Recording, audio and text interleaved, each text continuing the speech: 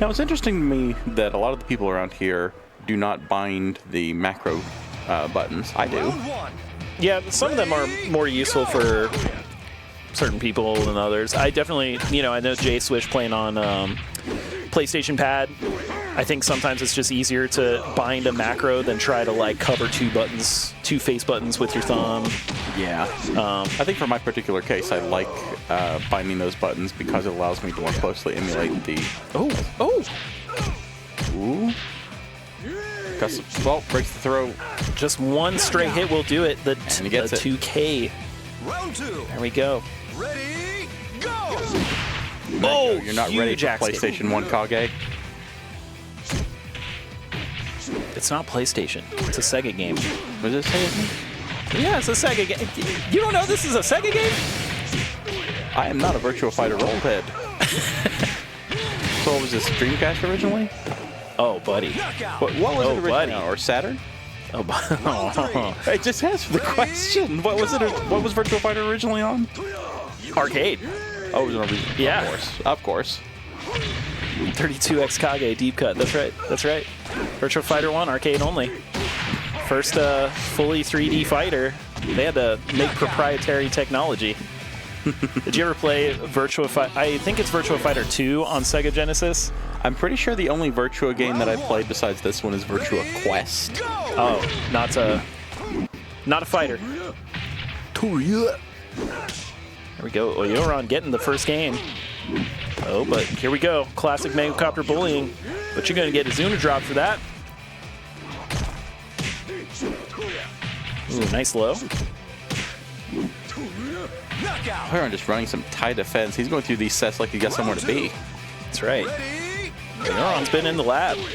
It's like I'm losing to the new blood too frequently here. You can start maximizing my damage and getting some setups going against these whippersnappers. He was kind enough to teach me a lot of Jeffrey setups a while back. That was very helpful. I think Oioron's one of the only other Jeffrey players around. He knows a little bit of everybody, it feels like. Yeah. He's always giving me like little Jackie tips every now and then too. He's like, no, I don't know Jackie, but this move is 18 frames. And you're like, what? There we go. Nice combo. Nice pickup. Ooh. Maybe not getting as much damage as he might like. Pushing Mangocopter against the wall, but still big chunk. However, it doesn't take much for Mangocopter to turn the tide. Give a little hip thrust in the middle of that. Be nasty for that one. Oh! Tackling, interrupting the axe kick. Way to block the rolling sabate.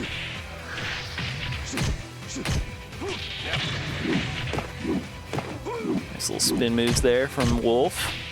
Both players really defending well. It's just that Oioron's doing a lot better. Oh, not getting the break off the catch. Unfortunately, getting thrown into the wall and blasted. That has been Mangocopter's go-to all day today. He's been tearing people apart with that catch throw.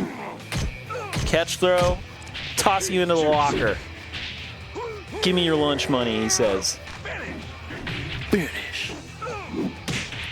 Yeah, Mangocopter presenting a lot of options in this throw game. Try to do double axe chop to crush lows, but I still eat lows. Yeah, sometimes like the timing in this game for things is a little tricky. Mango closing out round 2, and looks like we're going for a stage swap. And just randoming again. All right. Oh, okay. We are in the sumo ring. Ring outs likely. Yeah, what I was wondering is, I don't know a lot about the stage selection strategy in this game, but I was kind of wondering when somebody would switch to a more open stage like this one. I do think it's less dependent. I feel like a lot of our newer players are like, oh, which stages favor which characters? I feel like it's not so much a character. Like, yes, sometimes it's character specific, but I think more often than not, it's kind of reading what your opponent is doing and adjusting to that. For example, I do know after playing, like Dandy J's Kage, I would never want to fight him in the taco where he can get a 10-foot toss wall combo for like 60% of my health. That's terrifying. Columbus loves the taco for some reason. The taco rules, dude. The action is the juice, man. We want the taco. We want the wall damage. We want the ring outs. Depends on the player really at this point. Mango has good wall combo reward, but he's not as good at doing carry combos. Okay, yeah, I could see that. That makes a lot of sense. He's definitely been working on his wall damage setups. It is showing in spades. But he also loves his open stages where he can run and jump out of the ring at the end of the round. And it's terribly important strategically. It's demoralizing. Big fan of his little party game after he wins the round. I don't know, I pick a stage with walls every time I lose so I can just do training mode combos. Yeah, I mean, for me, there's part of the strategy is if I don't know what else to do, I will pick the biggest stage with walls that I can so that I can kind of like learn the player and the matchup a little bit better. Because it's really hard to learn what a player's habits are if they're in like a really gimmicky stage that's really tight and they're just doing wall combos. Big pickup for Oioron. Oioron just really taking game 2. Breaking through Mango's offense on that one. Good stuff. Here we go. Kage taking the second game. Mangocopter needing to make some adjustments. He wants to change stage. Are we doing another random select or no? Columbus, you asked for it. You got it. We're back to the taco. Round 1. We get deep in the mountains. Yeah, I kind of agree, Sente. Sente in the chat saying that he likes the carry combos and damage combos just taken in this game rather than getting muddled together in a single combo like a lot of modern fighters. And I kind of agree with that sentiment.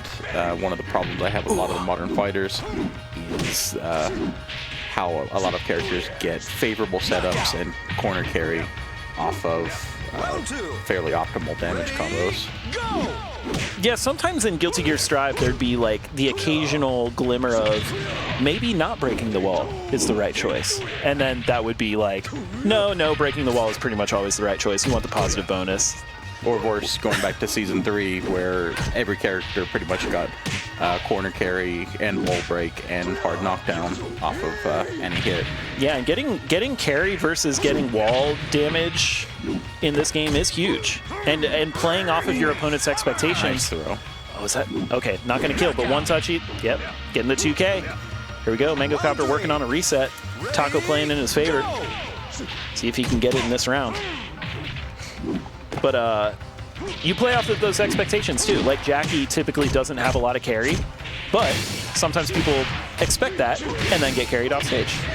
You play off of the player expectations more than just character-specific things or game mechanic-specific. Brutalizing that round. Yeah, it was good stuff. Oioron wants no part of that taco business. Goodbye to the taco. We need some open ground. Looks like we're finishing out the set on the temple. Here we go. Big stage, low fence. Is it going to be a reset for Mangocopter, or is our Tuesday Trials champion going to be Oioron? We'll find out in this, our Drop. 5th game, potential final game. I think the real question about Columbus players, though, the new players, the old heads, all alike, is who has the best post-round BM. I've seen that Jackie skedaddling you were posting. Oh yeah, I've been working on the skedaddles. That's when I accidentally found that out, I was losing my mind, laughing my ass off. Oh, axe kick, getting the launcher combo. And lows. Izuna, big damage. Let's see Oki. Oioron opting for a reset. He might regret that after that nice chunk of damage. Ooh, good evades. Oh my god. Oh my god. Oof. The whiff throw cost Mango everything. Good stuff, Oioron. Can he close it out this round? Off to a very strong start. Throw break. A little wall bounce combo, but yeah, Mangocopter turning things around. Getting a nice pickup. Ooh, a little overeager on Oki. Oioron capitalizing, but they are trading back and forth. This is extremely tight. And Oioron staying patient. Oh, not breaking the throw and getting wrung out. Round 4. Mangocopter still in this fight. It's still game point Oioron. Yeah. Ooh, blocking the kick out. No punish, though. I don't know if that is punishable. You'd be like, a cartwheel kick, surely if I block that, that's punishable. Kage, I don't know. These ninjas, they are quick with it. Oh my god. That's it. That's it. Oioron closing it out. The old heads stay dominant.